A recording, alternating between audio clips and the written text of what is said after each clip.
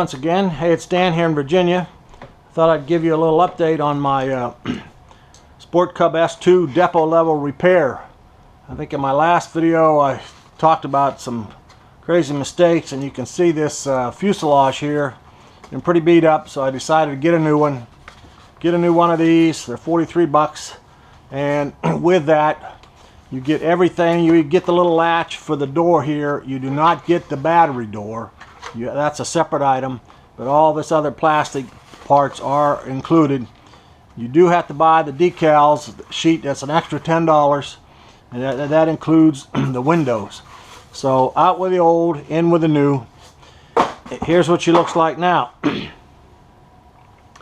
Took me a little while to get her together, but while I was at it, I decided to upgrade the wheels.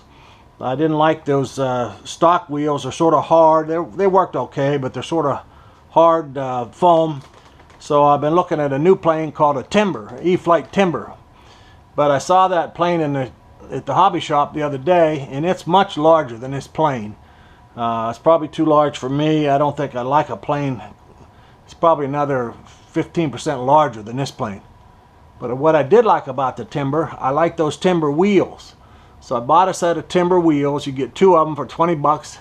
Includes the tail wheel. And I put them on my Sport Cub, as you can see. Now these wheels are soft, foamy wheels, so they will absorb more impact upon landing. So to put them on the axles though, the hole in the wheel is too large for our axle. So what you have to do, you have to make a shim to fit inside the hole, the hub of the wheel. What I did, I simply had some 12 gauge copper wire around the house here from electrical work. I stripped a piece of insulation off it. Then I took that, and you need a piece 3/4 inches long. You slid it down the middle. You slide it right over the axle, and it doesn't wrap quite around, doesn't quite close, but it's close enough. Put a little grease on there and put it back on there.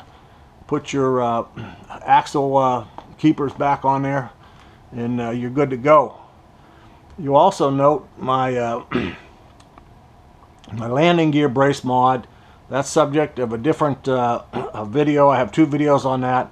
This is the upgraded version. Has 2mm piano wire or music wire, much stiffer, and these are soldered joints. Anyway, there's another video on that if you would like to watch it. So put those on there. And another thing I did while I was at it, you notice my battery door is a little different.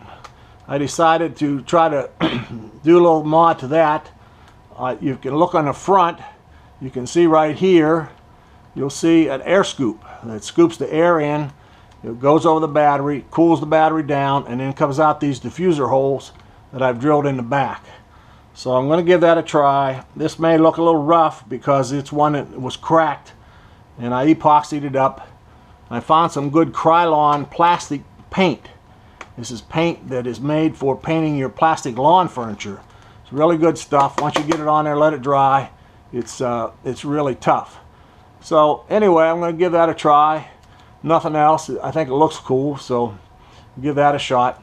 One thing I did have to do though, when I overhauled it, up under the wings here, I had to replace both of the servos, both the elevator and the rudder servos in this thing. I do not like these cheap Park Zone servos. They were not even 9 months old, and they're all stripped out. So I had to replace both of those. I used the good old Hobby King HXT 900s. It's a blue looking thing. They're about $4. About as good as anything you'll find. So I replaced both of those in there. And other than that, let's see. That's about it. On a decal set, they do give you plenty of decals. I didn't need them all. So I took the one Sports Cub decal, put on the wing, spiff it up a little bit. I've got her all set up.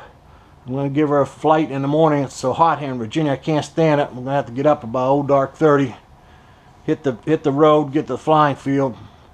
I plan to be out of the flying field and be off the field by 9 o'clock, 9:30. It's supposed to be 94 degrees here tomorrow. So anyway, I hope she'll fly well. She sure looks good.